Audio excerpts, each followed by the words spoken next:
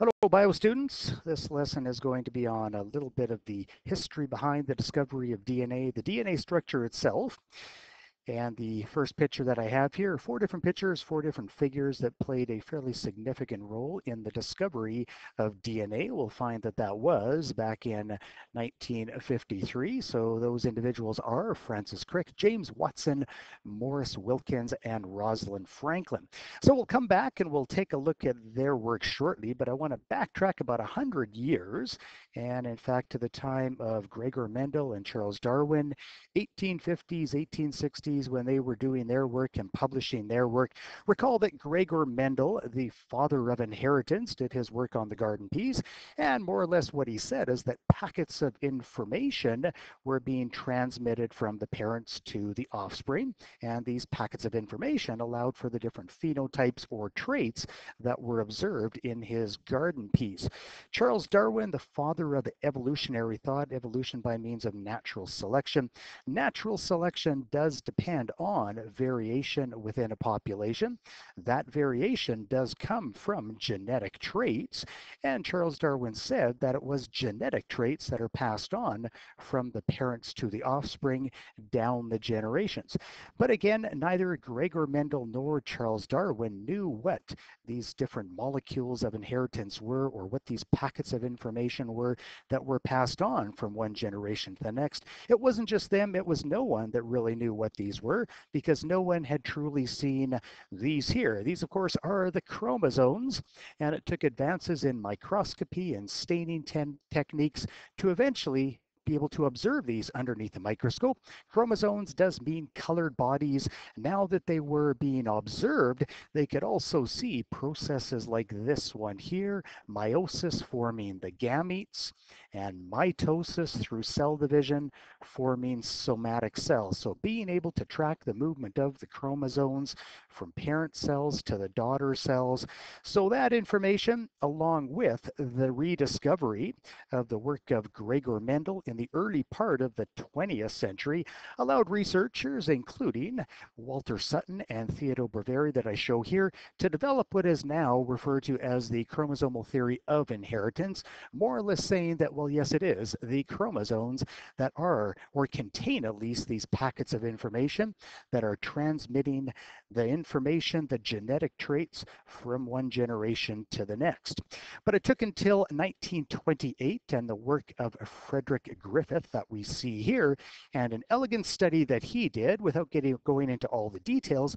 What he did show is that non-lethal strains of bacteria can pick up the lethal ingredients from their surroundings from dead versions of lethal bacteria. And these traits that were picked up did come from the chromosomes or parts of chromosomes from the lethal bacteria. So this process where genetic information, chromosomes or parts of chromosomes, can be transmitted from one bacteria, even if they are dead, to living bacteria, that is what is now referred to as transformation. So he kind of established that, yes, it is the chromosomes truly that are transmitting the information from one generation to the next. But of course, as we know, chromosomes are made up of two different things. They are made up of a polynucleotide strand, or rather two strands. And these polynucleotide strands made up of four different kinds of bases or nucleotides, as we see here: G for guanine, C for cytosine, A for adenine, and T for thymine. So what we do here, have here again, is a polynucleotide, and sort of think of it as a language where we have four letters to establish all of the words in that particular language. The other component of chromosomes, of course, are the proteins. Histones here are proteins. Proteins are also a polymer, but they are a polymer of amino acids, forming a polypeptide chain, or the protein.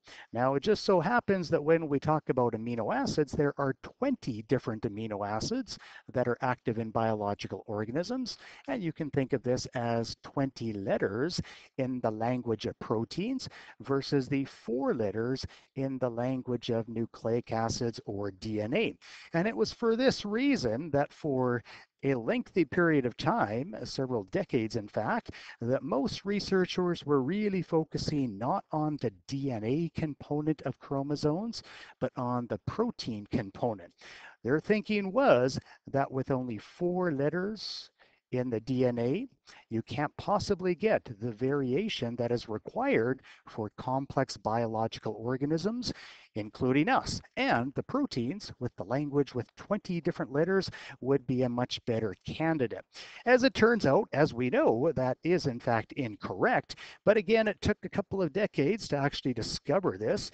So in 1944, we have here the work of Oswald Avery, Colin MacLeod, and Macklin McCarty. And here what they did show is that out of the chromosomes, in fact, out of all of the cellular components, it is in fact the DNA that is that transforming principle that allowed the non-lethal bacteria to acquire those lethal traits from the chromosomes or the cellular constituents of other bacteria. So how they actually did that was systematically removing all of the parts from the cell except for the DNA and allowing that transformation to still proceed. So initially, removing the lipids, it's not the lipids that are responsible. Removing the carbohydrates, they're not responsible for transmitting the genetic information. Add proteinases, which break down proteins. Proteins are not responsible for transmitting the genetic information. Add ribonucleases to destroy the RNA. RNA is not responsible for it because in all cases, genetic information is still passed on, transformation still occurs.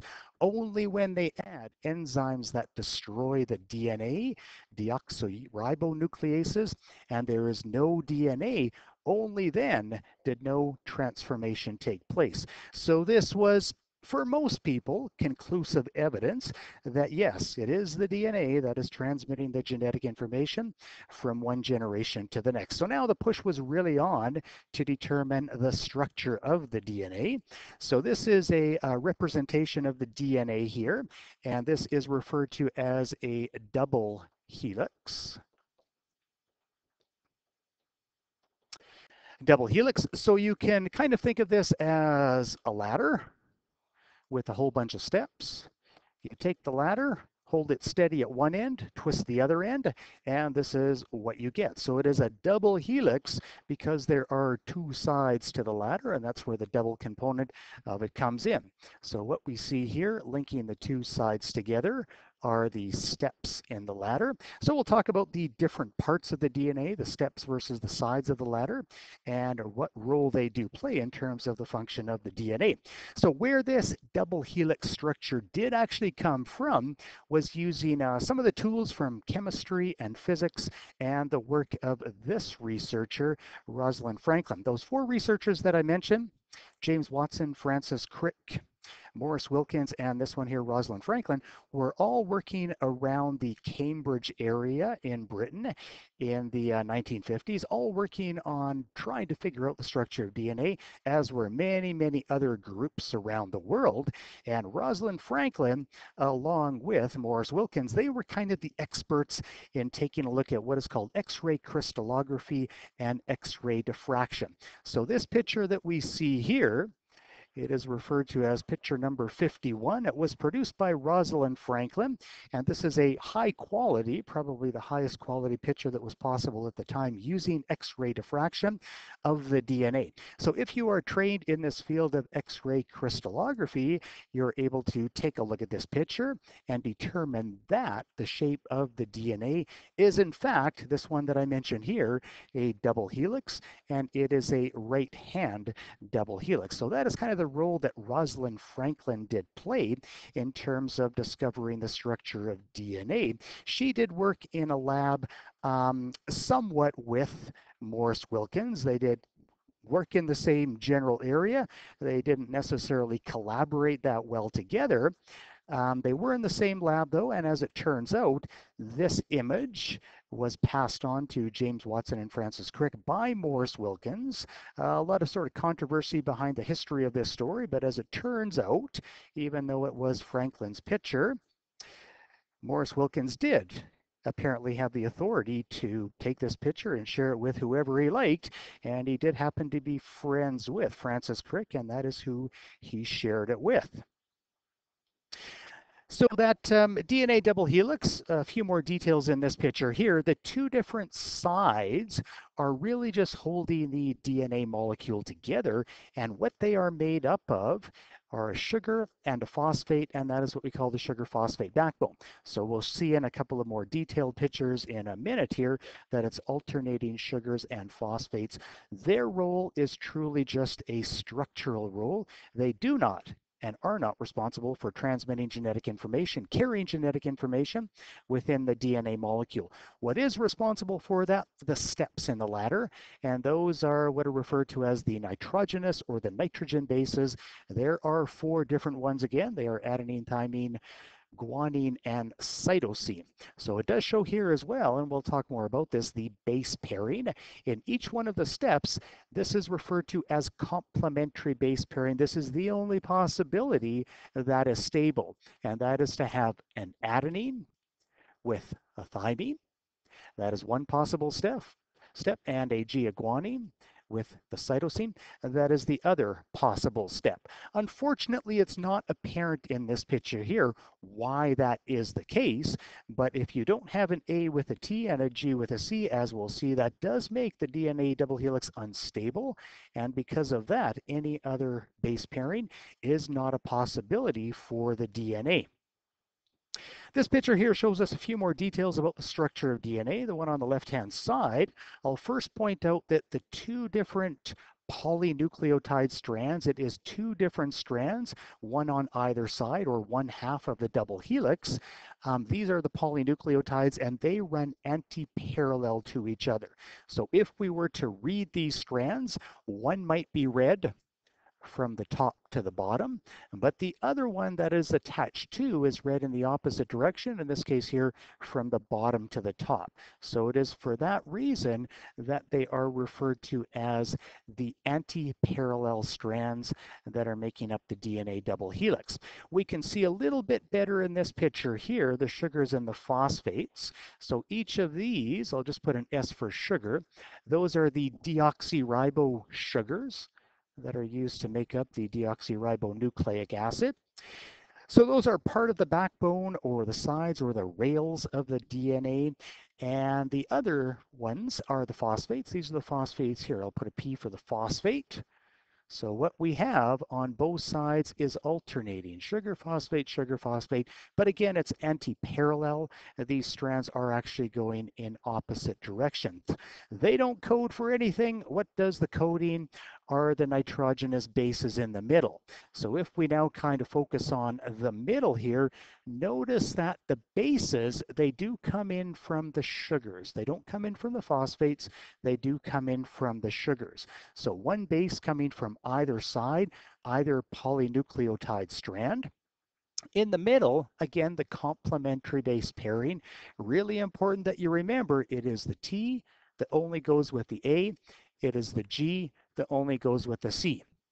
We can see one reason for that in this slide and what it has to do with what is holding them together in the middle, and that is hydrogen bonds. So when it is the T and the A, you'll notice that there are two. There are two hydrogen bonds that are holding them together.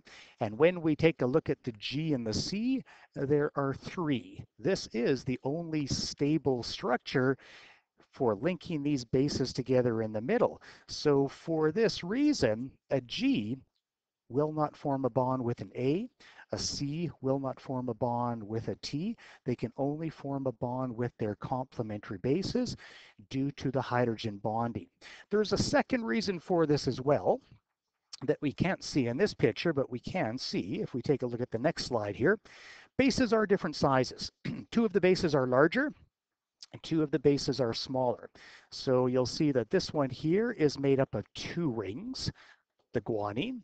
This one here is made up of two rings, the adenine.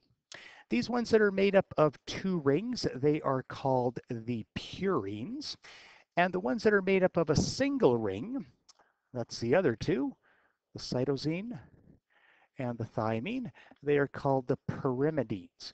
What you always have to have in each step is a larger base and a smaller base. That's the only way that they will fit within the constraints of the DNA double helix. If it's two big ones, they bulge out.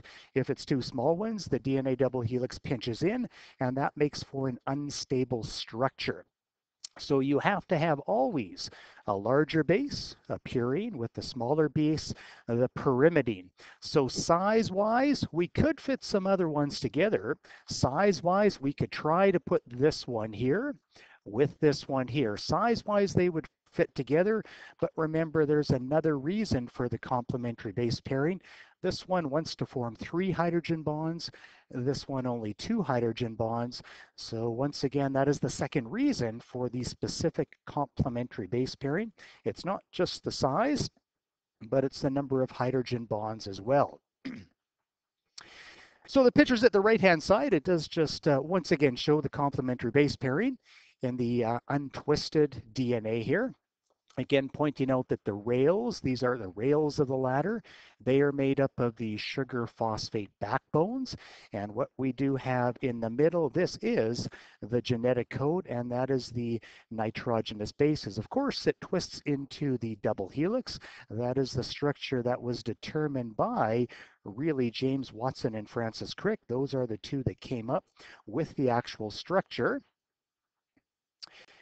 And just a little bit more on the individual building blocks. So you will need to know that when we take a look at one single phosphate, one single sugar, the deoxyribose sugar, and one single nitrogenous base, that is what is referred to as a nucleotide. So I did use the term polynucleotide. So if you take a whole bunch of these and link them all together, that is a polynucleotide, and that is one side of the DNA double helix. If you have two polynucleotides with complementary bases and they're running anti-parallel to each other, now you have the DNA molecule. The picture at the right-hand side just shows a little bit more in terms of the chemical structure. So I did just write a P up here for the phosphate, but in reality, this is what we're talking about here for our phosphate group. This is our 5-carbon sugar that we do have here. And in this case, it's one of the larger bases. It's one of the purines. And this is the base, the adenine. You will see a little bit about what is referred to as the 5' and the 3' end. And what that is referring to is the sugar itself and the carbons that they're numbered. So this one here, there's a carbon right here. This one is attached to the nitrogenous base, and that carbon that is attached to the nitrogenous base, that one is called the 1' carbon. So this is our carbon 1. This one right here is our 2' carbon. Oh, I should write this with numbers. A 1' carbon, the 2' carbon, the 3' carbon. This is the 4' carbon and the 5' carbon. So the ones that you'll usually hear about are the one that is attached to the nitrogenous base, which is the 1', and the 3 and 5'. So in this way, we can talk about the direction of the DNA. So this would be the 5' to 3' direction. And of course, the opposite would be the 3' to the 5' direction. So just going back to the original slide here, just a reminder of the major figures that were involved and a brief reminder of the role that they did play. They were all working around the Cambridge area in the 1950s. It was James Watson and Francis Crick that were working together at the Cavendish Labs. It was Morris Wilkins and Rosalind Franklin that were both working together, somewhat together, at King's College. It was Morris Wilkins that was friends with Morris Wilkins, and he's the one that shared that picture with Francis Crick. In reality, Rosalind Franklin did a presentation sometime before this picture was shared, and a bunch of the details, well, James Watson was in the audience, only he sort of neglected to write down all those details, share it with Crick, and if he had, they probably would have determined the structure, well, somewhat earlier than what they actually did. So in terms of actually coming up with the true structure, it is James Watson and Francis Crick that were responsible for that. They did share it with initially Morris Wilkins and Rosalind Franklin, and they immediately did acknowledge that yes, that was the correct structure that they did come up with. The Nobel Prize was given to three of these individuals in 1962, and those three individuals were Francis Crick, James Watson, and Morris Wilkins. What happened to Rosalind Franklin? Well, unfortunately, she did develop breast cancer and she did die in 1958. And the rules of the Nobel Prize are that you cannot receive it if you are not alive. And that is probably the reason why she is not one of them that did receive the Nobel Prize.